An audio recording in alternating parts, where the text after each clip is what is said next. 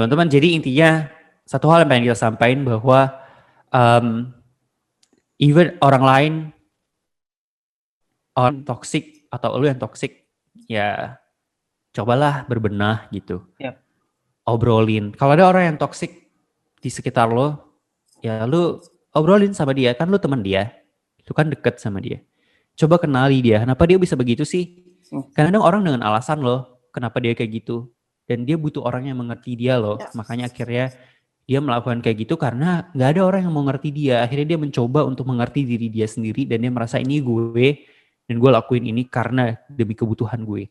Nah, karena mungkin dengan lu peduli dan lu mengerti dia, mungkin dia bisa berubah. Tapi kalau akhirnya dia tidak berubah, ya it's okay. Jaga jarak teman-teman supaya kalian gak kena impact yang negatif itu.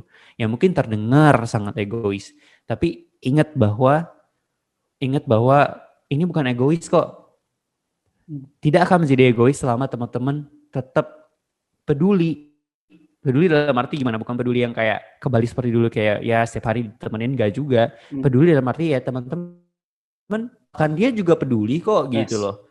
Teman-teman memperhatikan dari jauh juga peduli kok gitu loh.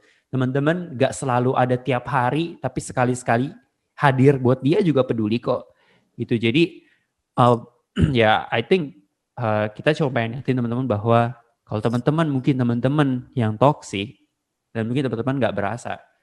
Poin pertama yang harus teman-teman sadari bahwa teman-teman harus pengen dulu sadari diri gitu. Gue toksik gak sih? Teman-teman harus mau dulu cari tahu. Dan gimana cara cari taunya? Pasti teman-teman bertanya, "Enden, gue gimana cara gue cari tahu? Orang gue nggak bisa merasakan kok." Kan kita sendiri juga ngomong kan. Kadang-kadang kita toksik kita juga nggak berasa gitu. Ini pertanyaannya kan jadi, terus gimana caranya? Gue bisa tahu nih. Kalau menurut teman-teman gimana?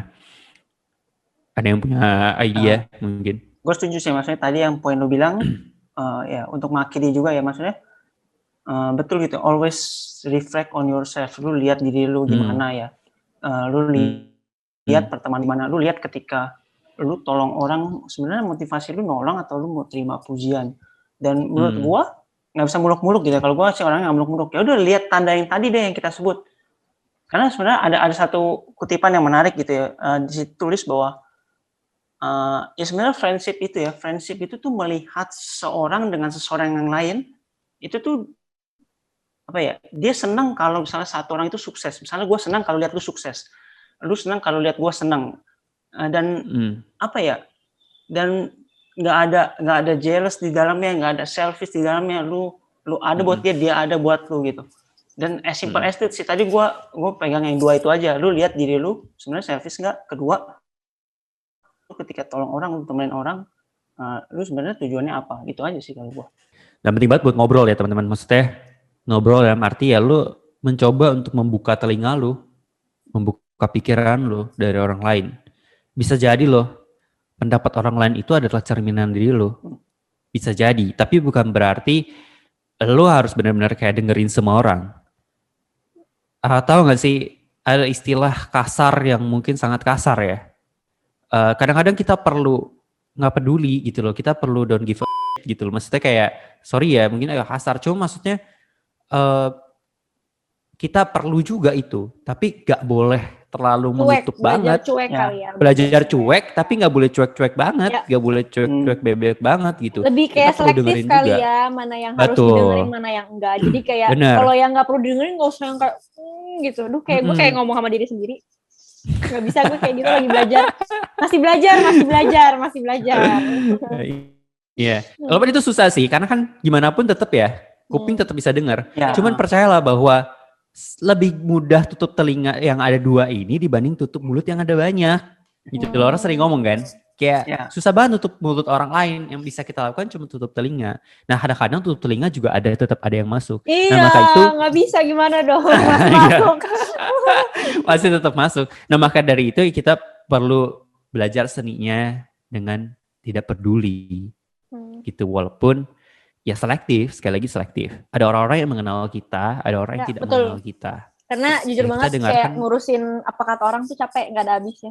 Capek banget, ngurusin orang tuh paling ribet dah. Hidup lu jadi ribet banget dah. Gitu. Jadi kayak ya kita dengerin orang yang kenal kita aja. Maksudnya Kita coba dengerin mereka, jangan sampai cueknya itu sampai orang yang deket sama kita juga, lu gak kenal gue. Padahal dia sebenarnya kenal lu. Misalnya contoh ya, kadang-kadang kita suka kayak gitu sama orang tua kita. Apaan sih lu, sok tahu aja, kayak lu ngerti aja lu. Ngerti gak? Padahal orang tua kita bilang, lu tuh kayak gini-gini, jangan kayak gitu. Walaupun orang tua gak selalu benar ya teman-teman. Cuman percayalah bahwa orang tua itu adalah tangan kanan Tuhan yang Tuhan kasih buat lu, supaya bisa menjadi orang yang lebih baik. Gitu, supaya lu bisa berkembang. Teman-teman di sekitar lu misalnya yang mendekat sama lu, sahabat lu, jangan gara-gara sahabat lu kayak gitu terus lu kayak dia sahabat lu terus lu kayak lu kok nggak support sih, kok lu nggak sohib sih sama gue, kok lu nggak solid gitu. Karena kita suka menggunakan kata solid untuk membenarkan diri kita, atau enggak gitu. Jadi guys, intinya adalah ya teman-teman, kita hindarilah ketoksikan ini. Capek kan, apalagi dari kondisi sekarang ada banyak relasi yang sehat gitu ya kan. Karena nggak tahu ya, itu sebuah privilege banget loh ketika lu punya teman yang selalu ada buat lu ada buat dia gitu ya. Jadi mari lah teman-teman kita bangun healthy relationship gitu, karena memang tertulis juga gitu ya di dalam kitab suci yang kita percaya juga gitu ya. Ada ayat yang dia bilang seorang sahabat menaruh kasih setiap waktu dan menjadi seorang saudara dalam kesukaran. Menurut gue indah sih kalau misalnya memang punya teman yang seperti itu. Dan selalu ingat ya, kita harus refleksi diri kita juga. Kita nggak bisa jadi savior buat orang lain, hanya Tuhan sih yang bisa jadi savior buat kita masing-masing. Betul. Gitu ya teman-teman. Mungkin segitu aja obrolan kita hari ini di Obral. Semoga obrolan kita di obrolan kita ini hari ini bisa menjadi berkat buat teman-teman, dan teman-teman bisa belajar sesuatu, teman-teman bisa mentik sesuatu dari obrolan kita, dan teman-teman ya semoga terjauhkan dari toksikan ini, karena sekarang lagi pandemi juga ya teman-teman, ada banyak hal yang harus dipikirin, mendingan pikirin kesehatan, mendingan pikirin orang tua, bisnis, usaha orang tua teman-teman, usaha teman-teman juga pikirin itu aja, fokus sama itu, fokus untuk survive di masa ini daripada harus pikirin something yang toxic. Dan banyak juga berita-berita toxic sekarang. Udah, just stay safe di rumah, jangan lupa minum vitamin, jangan lupa 3M-nya, jangan lupa stay at home. Ingat teman-teman, kalau teman-teman pengen mudik atau apapun segala macam yang pergi kejauhan, jangan dulu deh. Sekarang lagi masa kayak gini, kita sama-sama jaga kesehatan satu sama lain, jaga keamanan satu sama lain supaya kita nanti bisa lewatin pandemi ini dengan baik. Gitu ya teman-teman, setelah lewat pandemi ini terserah. Pastinya kalau misalnya keadaan udah jauh lebih baik, pasti kita bisa ketemu satu saat nanti. Betul. Udahlah, tenang aja, ada waktunya kok. Mungkin segitu aja teman-teman. Sekali lagi, hari ini hanyalah obrolan, sebagai disclaimer lagi teman-teman. Jadi jangan anggap ini sebagai sebuah the way of life, atau teman-teman anggap, kita udah pasti benar. Enggak juga. Jadi teman-teman silahkan belajar lagi kitab suci teman-teman. Kata penutup dari Felix, cukup COVID aja yang toksik, kamu jangan. Waduh. Bye guys. Bye guys, thank you semua ya. See you.